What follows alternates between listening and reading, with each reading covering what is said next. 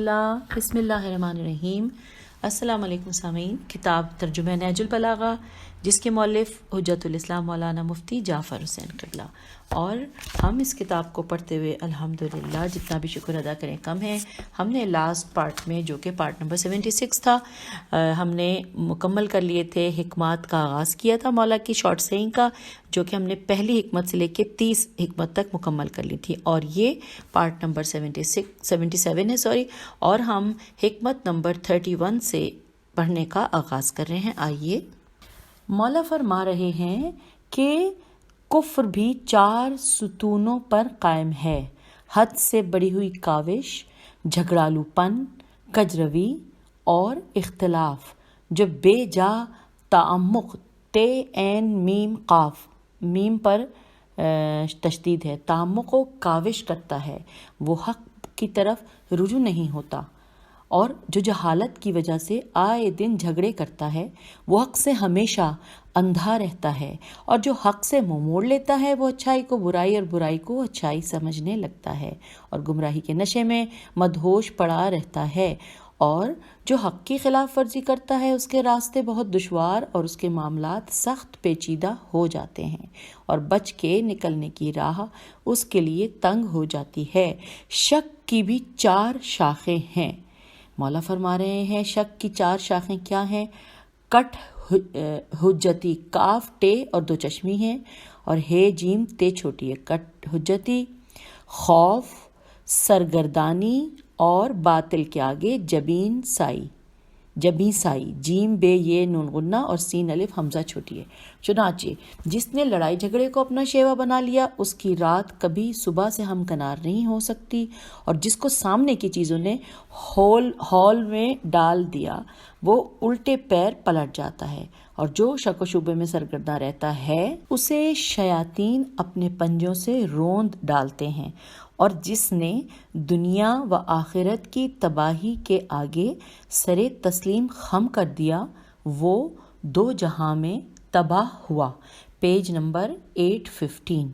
اب ہم آگے چلتے ہیں کہ اس میں لکھا ہے کہ سید رضی فرماتے ہیں کہ ہم نے طوالت کے خوف اور اس خیال سے کہ اصل مقصد جو اس باب کا ہے فوت نہ ہو، بقیہ کلام کو چھوڑ دیا ہے۔ یعنی اس حکمت نمبر 31 جو ہم نے ابھی پڑھی یہ تھوڑی سی لمبی تھی، اور اس کو مزید آگے سید رضی فرما رہے ہیں کہ ہم نے طوالت کے خوف سے اس کا اصل مقصد جو اس باب کا ہے فوت نہ ہو تو بقیہ کلام کو چھوڑ دیا ہے۔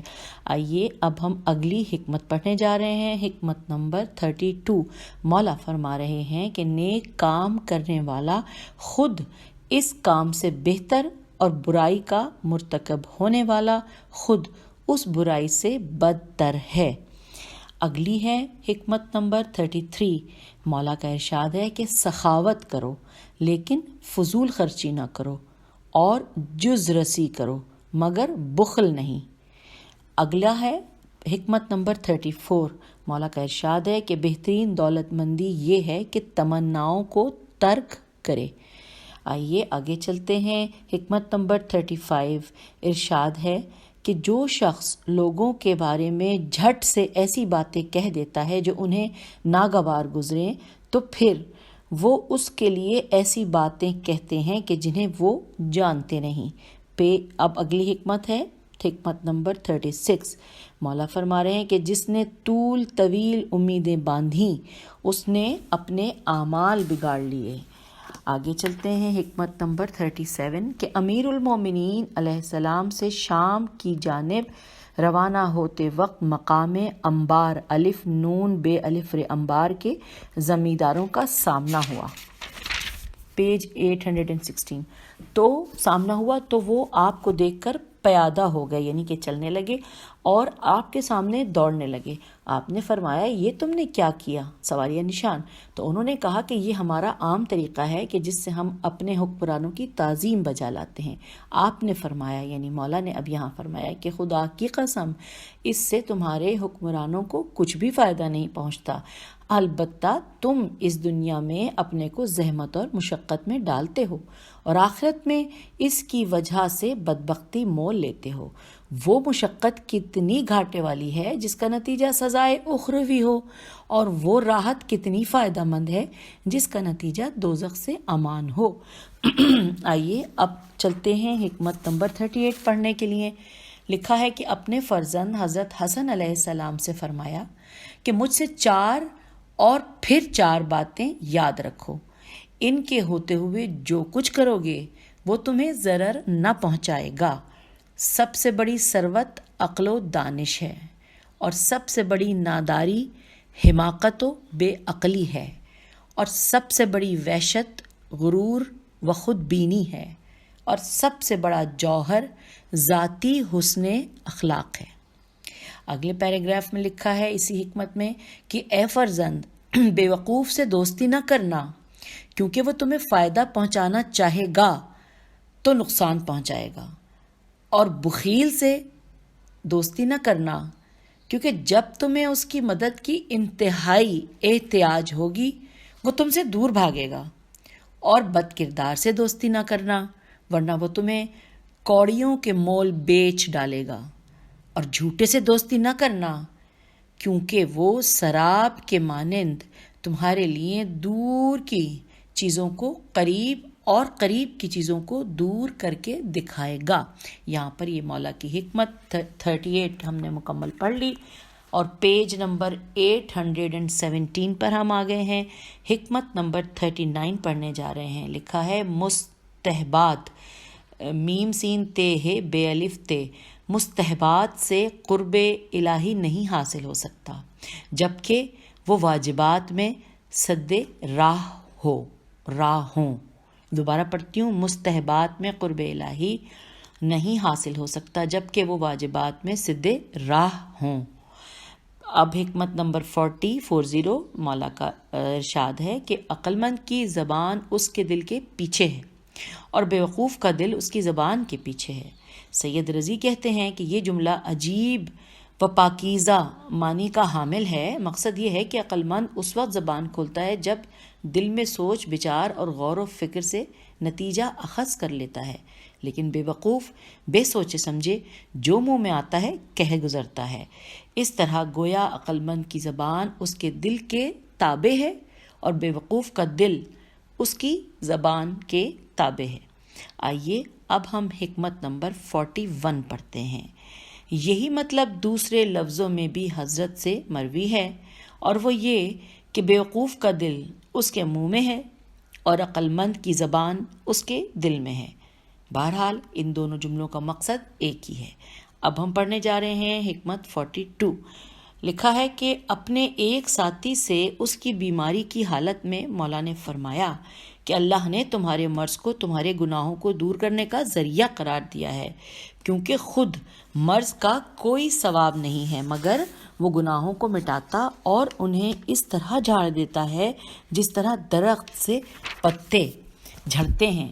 پیج 818، جس طرح درخت سے پتے جھڑتے ہیں، ہاں ثواب اس میں ہوتا ہے کہ کچھ زبان سے کہا جائے اور کچھ ہاتھ پیروں سے کیا جائے، اور خداوند عالم اپنے بندوں میں سے نیک نیتی اور پاک دامنی کی وجہ سے جسے چاہتا ہے جنت میں داخل کرتا ہے۔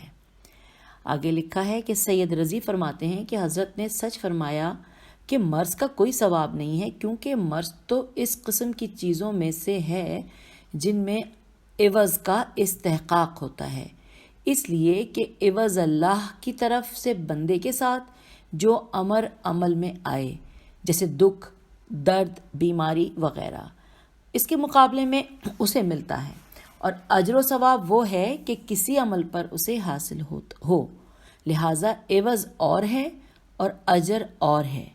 اور اس فرق کو امیر المومنین علیہ السلام نے اپنے عمل روشن اور رائے صائب سواد الف حمزہ بے کے مطابق بیان فرما دیا۔ اب آئیے حکمت نمبر 43 پڑھ رہی ہوں۔ لکھا ہے کہ خباب خے بے الف بے خباب ابن ارت الف رے تے کے بارے میں فرمایا کہ خدا خباب ابن ارت پر رحمت اپنی شامل حال فرمائے، وہ اپنی رضامندی سے اسلام لائے اور بخوشی ہجرت کی اور ضرورت بھر پر قناعت کی اور اللہ تعالیٰ کے فیصلوں پر راضی رہے اور مجاہدانہ شان سے زندگی بسر کی۔ یہاں پہ حکمت ختم ہو گئی ہے۔ اس کے بارے میں لکھا ہے کہ حضرت خباب ابن ارت الف رے تے پیغمبر صلی اللہ علیہ وآلہ وسلم کے جلیل القدر صحابی اور مہاجرین اولین میں سے تھے۔ انہوں نے قریش کے ہاتھوں طرح طرح کی مصیبتیں اٹھائیں، چلچلاتی دھوپ میں کھڑے کیے گئے، آگ پر لٹائے گئے، مگر کسی طرح پیغمبر اکرم صلی اللہ علیہ وآلہ وسلم کا دامن چھوڑنا گوارا نہ کیا۔ بدر اور دوسرے مارکوں میں رسالت مآب کے ہم رکاب رہے۔ صفین و نہروان میں امیر المومنین علیہ السلام کا ساتھ دیا۔ مدینہ چھوڑ کر کوفے میں سکونت اختیار کر لی تھی، چنانچہ یہیں پر 73 ایئرز 73 برس کی عمر میں سن 39 ہجری میں انتقال فرمایا۔ نماز جنازہ امیر المومنین علیہ السلام نے پڑھائی اور بیرون کوفہ دفن ہوئے، اور حضرت نے یہ کلمات ترہم تیرے ہے میم ان کی قبر پر کھڑے ہو کر فرمائے۔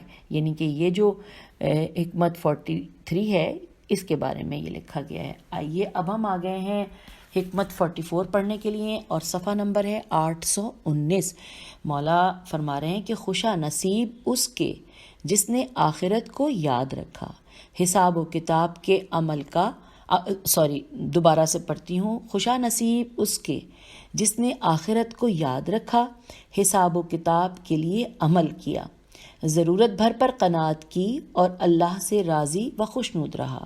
اور اب آئیے اگلی حکمت نمبر 45 پڑھتے ہیں۔ لکھا ہے کہ اگر میں مومن کی ناک پر تلواریں لگاؤں کہ وہ مجھے دشمن رکھے تو جب بھی وہ مجھ سے دشمنی نہ کرے گا، اور اگر تمام متاع دنیا کافر کے آگے ڈھیر کر دوں کہ وہ مجھے دوست رکھے تو بھی وہ مجھے دوست نہ رکھے گا، اس لیے کہ یہ وہ فیصلہ ہے کہ جو پیغمبر صلی اللہ علیہ وآلہ وسلم امی کی زبان سے ہو گیا ہے کہ آپ صلی اللہ علیہ وآلہ وسلم نے فرمایا کہ اے علی، کوئی مومن تم سے دشمنی نہ رکھے گا اور کوئی منافق تم سے محبت نہ کرے گا۔ یوں اب ہم حکمت 45 کو مکمل پڑھ چکے۔ آئیے حکمت نمبر 46 کو پڑھتے ہیں۔ لکھا ہے کہ وہ گناہ جس کا تمہیں رنج ہو اللہ کے نزدیک اس نیکی سے کہیں اچھا ہے جو تمہیں خود پسند بنا دے۔ اس کے بعد لکھا ہے نیچے اس کی تفصیلات میں کہ جو شخص ارتکاب گناہ کے بعد ندامت و پشیمانی محسوس کرے اور اللہ کی بارگاہ میں توبہ کرے، وہ گناہ کی عقوبت سے محفوظ اور توبہ کے ثواب کا مستحق ہوتا ہے، اور جو نیک عمل بجا لانے کے بعد دوسروں کے مقابلے میں برتری محسوس کرتا ہے اور اپنی نیکی پر گھمنڈ کرتے ہوئے یہ سمجھتا ہے کہ اب اس کے لیے کوئی کھٹکا نہیں رہا، وہ اپنی نیکی کو برباد کر دیتا ہے اور حسن عمل کے ثواب سے محروم رہتا ہے۔ ظاہر ہے کہ جو توبہ سے معصیت کے داغ کو صاف کر چکا ہو وہ اس سے بہتر ہوگا، جو اپنے غرور کی وجہ سے اپنے کیے کرائے کو ضائع کر چکا ہو اور توبہ کے ثواب سے بھی اس کا دامن خالی ہو۔ آئیے اب پیج نمبر 819 پہ آغاز ہو رہا ہے، جبکہ ہم 820 کی طرف بڑھ رہے ہیں۔ حکمت ہے 47 کہ انسان کی جتنی ہمت ہو اتنی ہی اس کی قدر و قیمت ہے، اور جتنی مروت اور جواں مردی ہوگی اتنی ہی راست گوئی ہوگی، اور جتنی حمیت و خودداری ہوگی اتنی ہی شجاعت ہوگی، اور جتنی غیرت ہوگی اتنی ہی پاک دامنی ہوگی۔ اب ہم پڑھنے جا رہے ہیں حکمت نمبر 48۔ مولا کا ارشاد ہے کامیابی دور اندیشی سے وابستہ ہے، اور دور اندیشی فکر و تدبر کو کام میں لانے سے، اور تدبر بھیدوں کو چھپا رکھنے سے۔ آئیے اب حکمت نمبر 49۔ لکھا ہے بھوکے شریف اور پیٹ بھرے کمینے کے حملے سے ڈرو۔ اس حکمت کے بارے میں آگے تفصیل ہے کہ مطلب یہ ہے کہ باعزت باوقار آدمی کبھی ذلت و توہین گوارا نہیں کرتا۔ اگر اس کی عزت و وقار پر حملہ ہوگا تو وہ بھوکے شیر کی طرح جھپٹے گا اور ذلت کی زنجیروں کو توڑ کر رکھ دے گا، اور اگر ذلیل و کمظرف اس کی حیثیت سے بڑھا دیا جائے گا تو اس کا ظرف چھلک اٹھے گا اور وہ اپنے کو بلند مرتبہ خیال کرتے ہوئے دوسروں کے وقار پر حملہ آور ہوگا۔ آئیے اب ہم الحمدللہ حکمت 50 کو پڑھنے جا رہے ہیں۔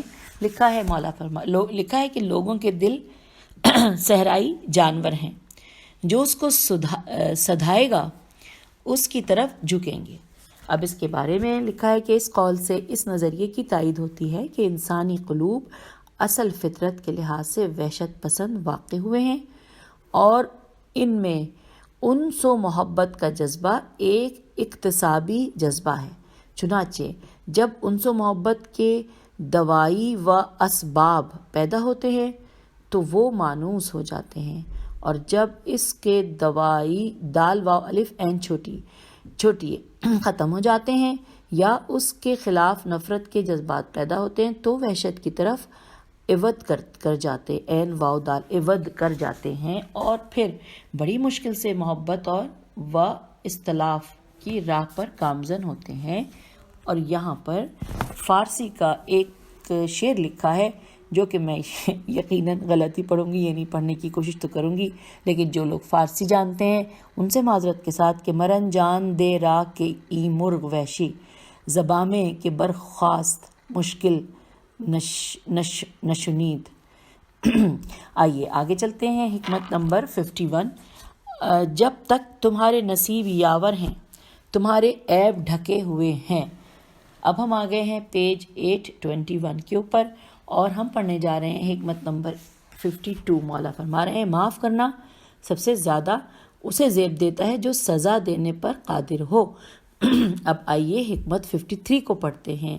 مولا کا ارشاد ہے کہ سخاوت وہ ہے جو بن مانگے ہو، اور مانگے سے دینا یا شرم ہے یا بدگوئی سے بچنا۔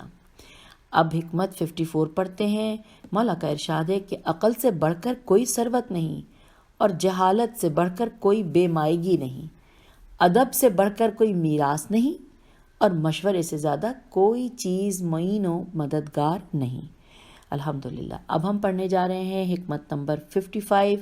مولا نے کہا، ارشاد فرمایا کہ صبر 2 طرح کا ہوتا ہے، ایک ناگوار باتوں پر صبر اور دوسرے پسندیدہ چیزوں سے صبر۔ اب آئیے حکمت 56 کی جانب۔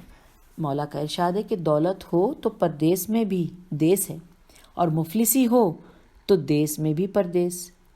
اس کے بارے میں کتاب میں لکھا ہے کہ اگر انسان صاحب دولت و ثروت ہو تو وہ جہاں کہیں ہوگا اسے دوست و آشنا مل جائیں گے، جس کی وجہ سے اسے پردیس میں مسافرت کا احساس نہ ہوگا، اور اگر فقیر و نادار ہو تو اسے وطن میں بھی دوست و آشنا میسر نہ ہوں گے، کیونکہ لوگ غریب و نادار سے دوستی قائم کرنے کے خواہش مند نہیں ہوتے اور نہ اس سے تعلقات بڑھانا پسند کرتے ہیں، اس لیے وہ وطن میں بھی بے وطن ہوتا ہے اور کوئی اس کا شناسا و پرسان حال نہیں ہوتا۔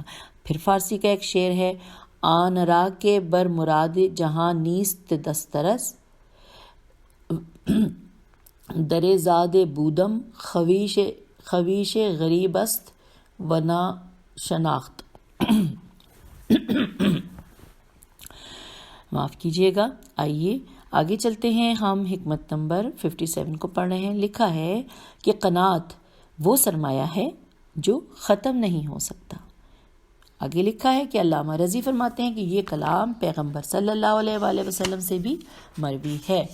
اب ہم پہنچ گئے ہیں پیج نمبر 822 پر، جہاں پر اس حکمت کے بارے میں لکھا ہے کہ قناعت کا مفہوم یہ ہے کہ انسان کو جو میسر ہو اس پر خوش و خرم رہے اور کم ملنے پر کبیدہ خاطر و شاکی نہ ہو، اور اگر تھوڑے پر مطمئن نہیں ہوگا تو رشوت، خیانت اور مکر و فریب ایسے محرمات اخلاقی کے ذریعے اپنے دامن حرص کو بھرنے کی کوشش کرے گا، کیونکہ حرص کا تقاضا ہی یہ ہے کہ جس طرح بند پڑے خواہشات کو پورا کیا جائے، اور ان خواہشات کا سلسلہ کہیں پر رکنے نہیں پاتا، کیونکہ ایک خواہش کا پورا ہونا دوسری خواہش کی تمہید بن جایا کرتا ہے، اور جوں انسان کی خواہشیں کامیابی سے ہمکنار ہوتی ہیں اس کی احتیاج بڑھتی ہے، بڑھتی ہی جاتی ہے، اس لیے کبھی بھی محتاجی و بے اطمینانی سے نجات حاصل نہیں کر سکتا۔ اگر اس بڑھتی ہوئی خواہش کو روکا جا سکتا ہے تو وہ صرف قناعت سے، کہ جو ناگزیر ضرورتوں کے علاوہ ہر ضرورت سے مستغنی بنا دیتی ہے، اور وہ لازوال سرمایہ ہے جو ہمیشہ کے لیے فارغ البال کر دیتا ہے۔ آئیے اب ہم آگے چلتے ہیں۔ حکمت نمبر 58 مولا فرما رہے ہیں، چھوٹا سا جملہ کہ مال نفسانی خواہشوں کا سرچشمہ ہے۔ اب ہم 59 حکمت کی طرف بڑھ گئے ہیں۔ یہاں پہ لکھا ہے کہ جو برائیوں سے خوف دلائے وہ تمہارے لیے مژدہ سنانے والے کی مانند ہے۔ آئیے، مژدہ کی ہجے ہے، میم پہ پیش ہے اور ژ دال ہے، مژدہ سنانے والے کے مانند ہے۔ جو میری سمجھ کے مطابق مژدہ کا مطلب خوشخبری ہے، اور لیکن بہرحال میں صرف پڑھنے کے فرائض انجام دے رہی ہوں، مولا کے الفاظ آپ تک پہنچا رہی ہوں۔ حکمت نمبر 60، اس میں بیان ہو رہا ہے کہ زبان ایک ایسا درندہ ہے کہ اگر اسے کھلا چھوڑ دیا جائے تو پھاڑ کھائے۔ اب آئیے حکمت 61 میں مولا کا فرمان کہ عورت ایک ایسا بچھو ہے جس کے لپٹنے میں بھی مزہ آتا ہے۔ اب چلتے ہیں حکمت 62 کی طرف کہ جب تم پر سلام کیا جائے تو اس سے اچھے طریقے سے جواب دو، اور جب تم پر کوئی احسان کرے تو اس سے بڑھ چڑھ کر بدلہ دو، اگرچہ اس صورت میں بھی فضیلت پہل کرنے والے ہی کے لیے ہوگی۔ آئیے آگے چلتے ہیں۔ 63 حکمت ہے کہ سفارش کرنے والا امیدوار کے لیے منزلہ بردبال کے ہوتا ہے، بمنزلہ بردبال کے ہوتا ہے۔ میں اس کی ہجے کرتی ہوں۔ سفارش کرنے والا امیدوار کے لیے بمنزلہ، تو مجھے سمجھ میں آ گیا، پے رے دال پرد بے الف لام، منزلہ پرد بال یا پردبال کے ہوتا ہے۔ آپ لوگ مجھ سے زیادہ بہتر سمجھتے ہیں، میں نے ہجے کر دی ہے، آپ ویسے ہی پڑھیے گا کہ ہوتا ہے۔ اچھا جی، حکمت نمبر 64 کہ دنیا والے ایسے سواروں کے مانند ہیں جو سو رہے ہیں اور سفر جاری ہے۔ اب ہم پہنچ رہے ہیں پیج نمبر 823 پر، اور یہاں پر حکمت نمبر 65 ہمارے سامنے ہے، مل کر پڑھتے ہیں۔ مولا کا ارشاد کہ دوستوں کو کھو دینا غریب الوطنی ہے۔ آئیے آگے چلتے ہیں۔ حکمت نمبر 66 مولا کا ارشاد ہے کہ مطلب کا ہاتھ سے چلا جانا نااہل کے آگے ہاتھ پھیلانے سے آسان ہے۔ اس کے بارے میں اس کتاب میں ایک پیراگراف لکھا ہے کہ نااہل کے سامنے حاجت پیش کرنے سے جو شرمندگی حاصل ہوتی ہے وہ محرومی کے اندوہ سے کہیں زیادہ روحانی اذیت کا باعث ہوتی ہے۔ اس لیے مقصد سے محرومی کو برداشت کیا جا سکتا ہے، مگر ایک دنی و فرومایا دال نون چھوٹی ہے و فیر واو میم الف یہ ہے کہ زیر باری ناقابل برداشت ہوتی ہے۔ چنانچہ ہر با حمیت انسان نااہل کے ممنون احسان ہونے سے اپنی ہرما نصیبی کو ترجیح دے گا، اور کسی پست بدنی کے آگے دستے سوال دراز کرنا گوارا نہ کرے گا۔ آئیے آگے چلتے ہیں۔ پیج حکمت نمبر 67 ہے۔ مولا کا ارشاد ہے کہ تھوڑا دینے سے شرماؤ نہیں، کیونکہ خالی ہاتھ پھیرنا تو اس سے بھی گری ہوئی بات ہے۔ آگے چلتے ہیں۔ حکمت نمبر 68 مولا کا ارشاد ہے عفت فقر کا زیور ہے اور شکر دولت مندی کی زینت ہے۔ آئیے اب ہم حکمت 69 پڑھتے ہیں۔ مولا کا ارشاد کہ اگر حسب منشا تمہارا کام نہ بن سکے تو پھر جس حالت میں ہو مگن رہو۔ اب ہم حکمت 70 پڑھنے جا رہے ہیں کہ مولا کا قول ہے کہ جاہل کو نہ پاؤ گے مگر یا حد سے آگے بڑھا ہوا اور یا اس سے بہت پیچھے۔ چلیے اب حکمت 71 دیکھتے ہیں۔ مولا کا قول کہ جب عقل بڑھتی ہے تو باتیں کم ہو جاتی ہیں۔ اس حکمت کے بارے میں کتاب میں بیان ہو رہا ہے کہ بسیار گوئی پریشان خیالی کا، اور پریشان خیالی عقل کی خامی کا نتیجہ ہوتی ہے، اور جب انسان کی عقل کامل اور فہم پختہ ہوتا ہے تو اس کے ذہن اور خیالات میں توازن پیدا ہو جاتا ہے، اور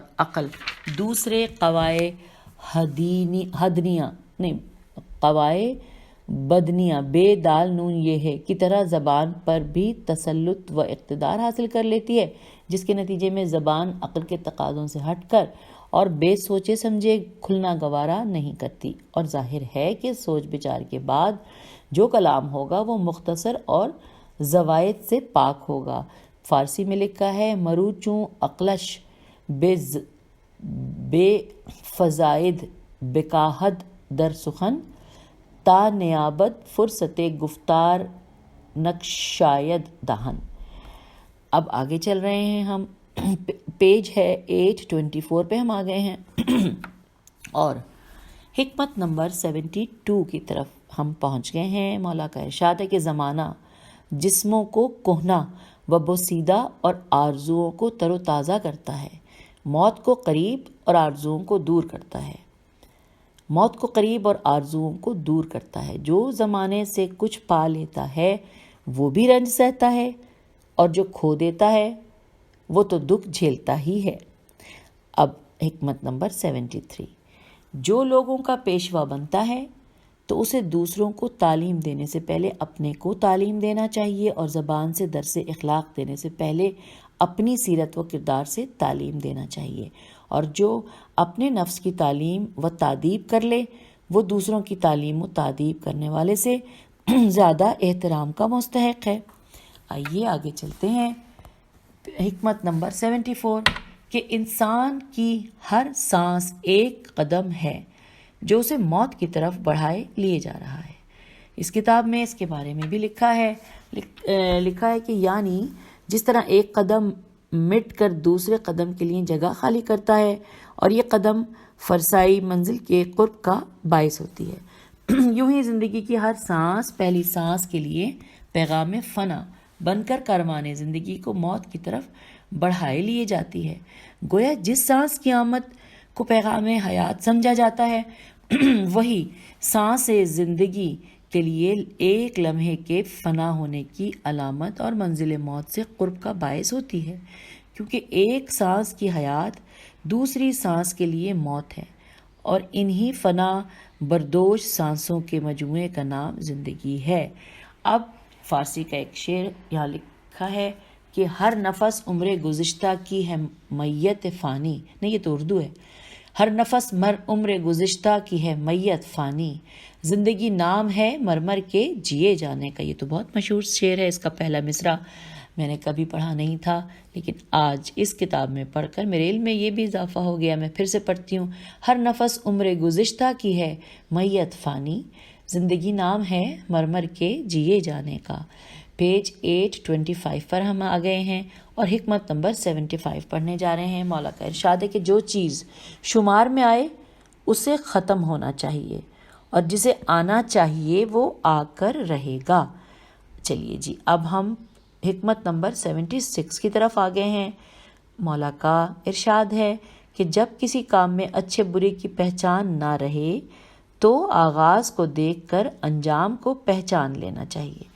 اس حکمت کے بارے میں کتاب میں تفصیلات تھوڑی سی لکھی ہیں، ایک پیراگراف، آئیے مل کر پڑھتے ہیں۔ لکھا ہے کہ ایک بیج کو دیکھ کر کاشتکار یہ حکم لگا سکتا ہے کہ اس سے کون سا درخت پیدا ہوگا، اس کے پھل پھول اور پتے کیسے ہوں گے، اس کا پھیلاؤ اور بڑھاؤ کتنا ہوگا۔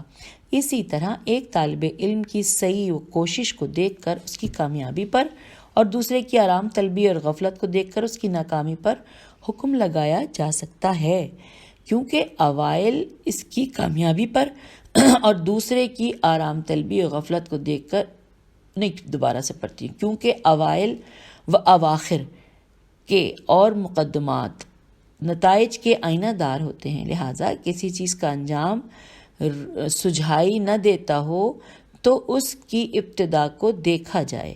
اگر ابتدا بری ہوگی تو انتہا بھی بری ہوگی، اور اگر ابتدا اچھی ہوگی تو انتہا بھی اچھی ہوگی۔ اب پھر ایک مصرع ہے جو لکھا ہے کہ سالے کے نکو است از بہارش پیدا، یہ فارسی کا مصرع تھا، اور یہاں پر ہم اس وقت پیج نمبر 825 پر ہیں، اور ہم میرے خیال ہے اب 30 منٹس ہونے لگے ہیں، تو ہم یہیں پر آج کی اس آڈیو کا اختتام کر دیتے ہیں، لیکن اگلی ہی آڈیو ساتھ ساتھ ریکارڈ کرنے جا رہی ہوں. آپ بھی آئیے ہم مل کر پڑھتے ہیں. خدا حافظ. فی امان اللہ.